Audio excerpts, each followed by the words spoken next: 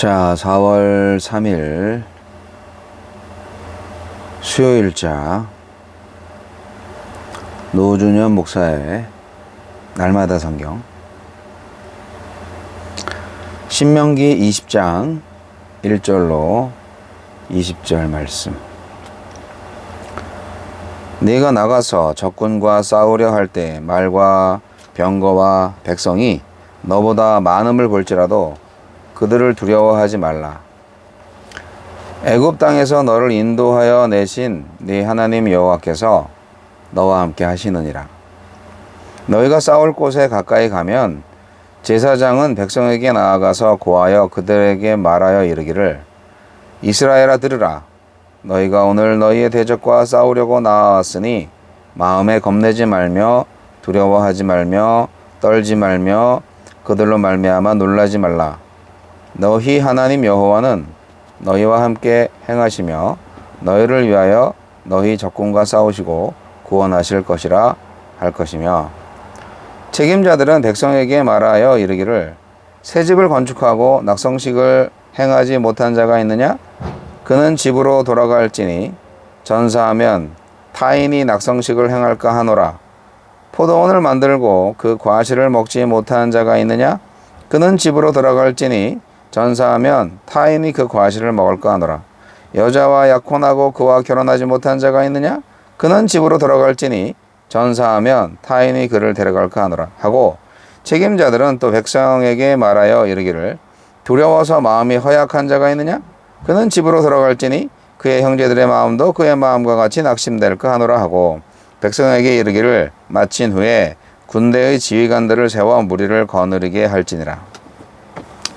네가 어떤 성읍으로 나아가서 치려할 때에는 그 성읍에 먼저 화평을 선언하라.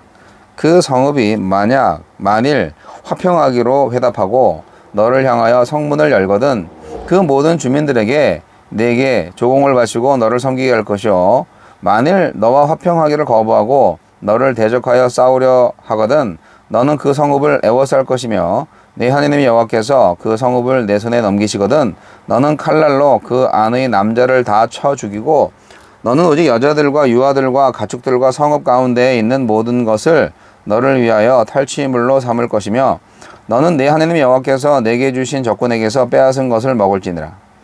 내가 네게서 멀리 떠난 성읍들 곧 이 민족들에게 속하지 아니한 성읍들에게는 이같이 행하려니와, 오직 내 하나님 여호와께서 내게 기업으로 주시는 이 민족들의 성읍에서는 호흡 있는 자를 하나도 살리지 말지니, 곧 헷 족속과 아모리 족속과 가나안 족속과 브리스 족속과 히위 족속과 여부스 족속을 네가 진멸하되 내 하나님 여호와께서 내게 명령하신 대로 하라.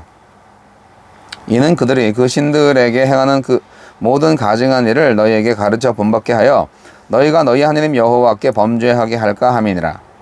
너희가 어떤 성읍을 오랫동안 에워싸고 그 성읍을 쳐서 점령하려 할 때에도 도끼를 둘러 그곳에 나무를 찍어 내지 말라. 이는 너희가 먹을 것이 될 것임이니 찍지 말라. 들의 수목이 사람이냐? 너희가 어찌 그것을 에워싸겠느냐? 다만 과목이 아닌 수목은 찍어내어 너희와 싸우는 그 성읍을 치는 기구를 만들어 그 성읍을 함락시킬 때까지 쓸지니라. 특별한 전쟁 수칙.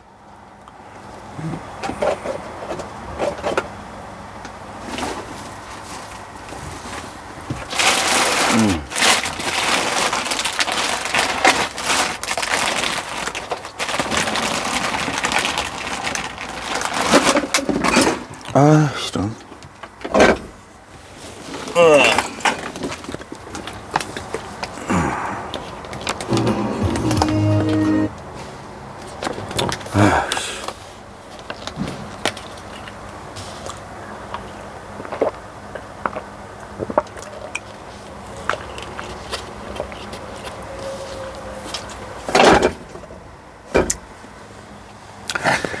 이스라엘 백성은 함께 하시며 이기게 하시는 하나님을 믿고 전쟁에 임해야 하며, 전쟁을 수행할 때도 이웃을 사랑하라는 율법의 정신을 따라야 합니다.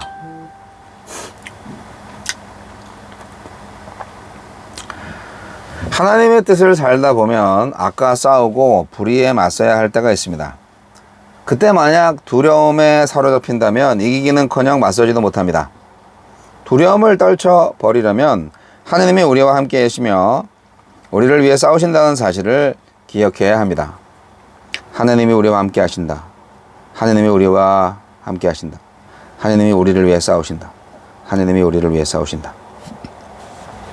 애굽의 말과 병거를 바다에 던지신 하나님이 지금 우리 곁에 계심을 기억해야 두려움 없이 악과 불의에 맞서 선과 정의를 추구할 수 있습니다. 하느님의 동행과 지원을 믿는 공동체는 다급한 상황에서도 각 구성원의 형편을 살피고 처지를 헤아립니다. 이스라엘은 전쟁을 앞둔 상황에서도 새 집을 지은 사람, 새 포도원을 만든 사람, 약혼한 사람이 그 복을 누릴 수 있도록 병역을 면제했습니다. 또 하느님을 향한 믿음이 작아서 두려워하는 사람도 억지로 동원하지 않고 돌려보냈습니다. 이처럼 하느님 나라 공동체는 구성원에게 희생을 강요하지 않으며 믿음이 부족한 사람에게 믿음으로 해야 하는 일을 억지로 맡기지 않습니다. 사람을 강제로 동원하지 않아도 하느님이 부족한 점을 채우실 줄 믿기 때문입니다. 하느님을 향한 신뢰는 각 사람의 권리를 보장하고 양심을 존중하는 문화로 이어집니다. 우리는 평화를 우선시하고 인도주의 정신을 잃지 말아야 합니다. 이스라엘은 평화조약을 맺을 기회를 우선 제공함으로 전쟁을 피해야 했으며 전쟁이 불가피한 경우에도 여자와 어린아이 등 민간인을 죽이지 말아야 했습니다. 가나안 족속은 평화 제한 없이 진멸해야 했지만 이는 하느님이 정하신 예외적인 경우였습니다. 우리는 악과 불의와 싸워야 할 때에도 평화적인 방식을 선택해야 하며 그 싸움에서 냉혹하고 잔인해지지 않도록 조심해야 합니다. 하느님의 창조세계를 함부로 파괴하면 안 됩니다. 이스라엘은 다른 성읍을 공격할 때라도 꼭 필요한 벌목 외에 수목을 파괴하지 말아야 했습니다. 하느님이 나무 한 그루의 보존에도 관심을 두고 계심을 기억하며 생태계를 보존하기 위해서 힘써야 합니다. 전쟁 수칙에 대해서 말씀하고 있는 부분입니다. 근데 이것은 오늘날에 다 적용되어야 하는 부분이라고 볼 수는 없고요.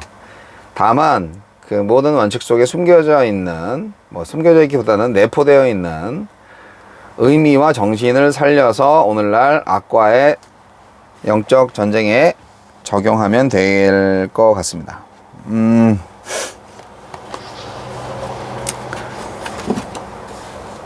고대 사회는 부족 간에 전쟁을 많이 했죠.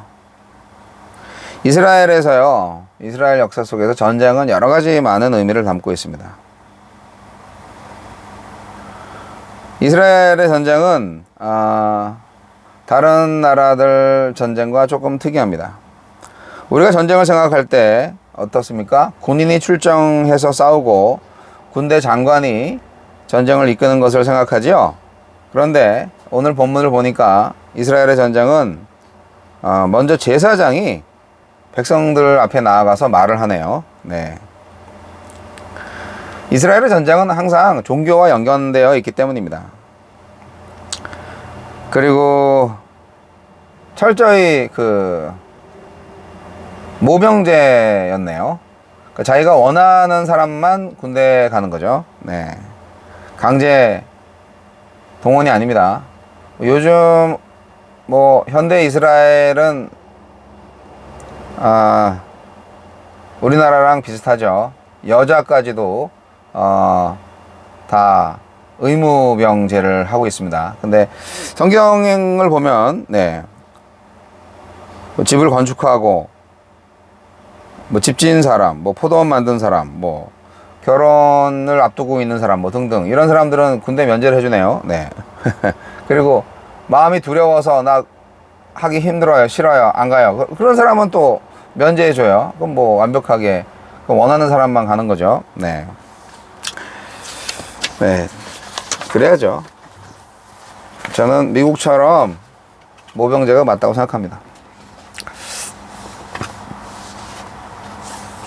이스라엘 주변에 이스라엘보다 작은 나라도 없고 약한 나라도 없습니다. 왜냐고요? 하나님이 다 싸우시거든요.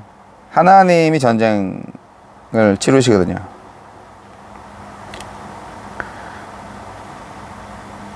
이스라엘의 전쟁은 이스라엘과의 싸움이 아니라 하나님의 싸움입니다.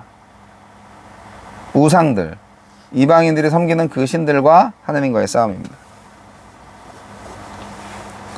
사실 군대를 모집하면 한 사람이라도 더 군인이 많아야 이길 확률이 높은데요.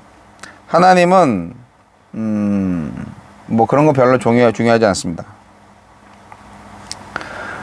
하나님의 전쟁은 인원이 문제가 아니라 믿음이고 하나님이 하시고자 하는 뜻에 따라 성패가 좌우됩니다.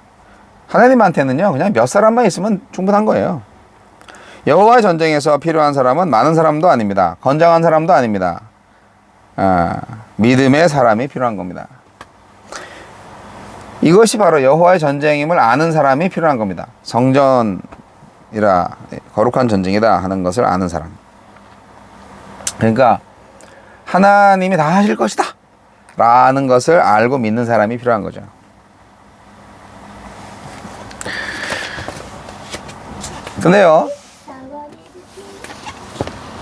근데 전쟁을 일삼는 민족들도 있었지만 이스라엘의 전쟁은 그렇게 막 아무나 하고 막 싸워서 이기고 막 정복하고 막 그렇지 않습니다. 사실 일단 이게 전쟁이 시작되면요, 사람이 괴물이 되죠. 예. 이성을 붙잡기가 어렵습니다. 동료들이 막 죽는 걸 보면은 침착할 수가 없고, 죽을 위험에 처하면은 자비를 베풀 여지가 없어지죠.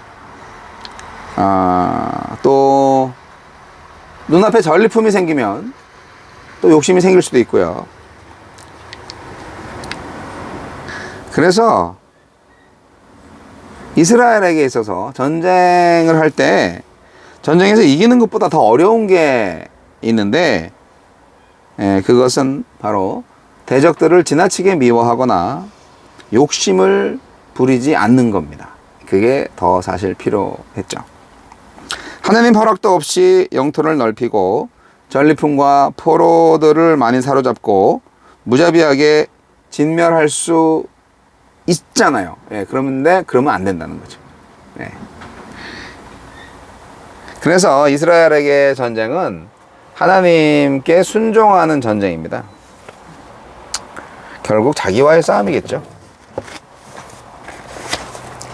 우리는 예수 그리스도의 군사로 부름받은 사람들입니다. 오늘날 신약 시대에서 거룩과 의, 그것을 위해서 싸워나가죠. 구원의 투구를 쓰고 믿음의 방패를 가지고 말씀의 검을 들고 나가는 거죠.